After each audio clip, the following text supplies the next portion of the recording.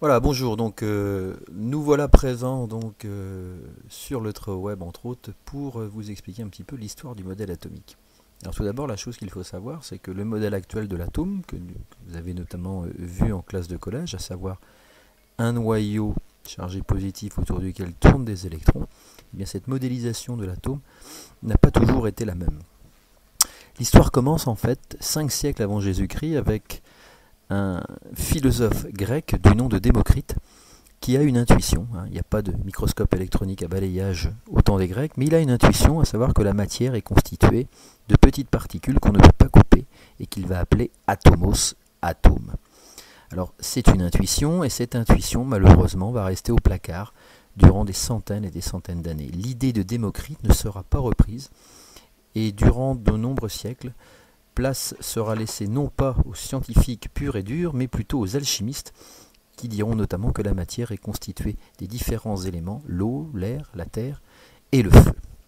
Ce n'est qu'en 1902 qu'un scientifique du nom de Thomson, réalisant quelques expériences d'après les travaux du dénommé Dalton, que vous avez pu voir sur la diapositive précédente, arrive à la conclusion en fait que la matière est en effet constituée de petites particules qu'on ne peut pas couper et que l'on va appeler atomes.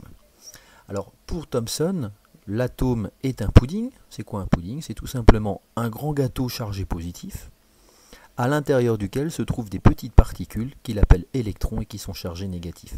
L'ensemble est électriquement neutre. On parle déjà d'électroneutralité de l'atome. Les travaux de Thomson seront repris par Rutherford qui va plus loin et qui arrive notamment à une idée très très importante d'un point de vue physico-chimique, à savoir que la matière non seulement est électriquement neutre, c'est-à-dire qu'elle n'est pas chargée, mais surtout qu'elle est essentiellement constituée de vide. On parlera de modèle lacunaire. Pour Rutherford, l'atome est constitué d'un noyau chargé positif dans lequel se concentre toute la masse de l'atome, à savoir que la masse de l'atome c'est environ égal à la masse du noyau, et autour de ce noyau vont graviter des électrons.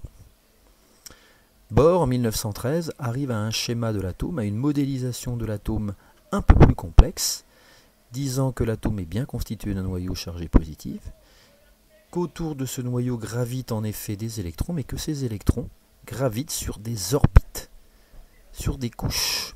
Alors le modèle de Bohr, évidemment, est nommé modèle planétaire pour la simple et bonne raison qu'il fait penser, évidemment, à la modélisation du système solaire, le noyau représentant le Soleil, les électrons représentant les planètes. Sur ce modèle, on peut s'apercevoir qu'il n'y a pas toujours le même nombre d'électrons sur chacune des couches.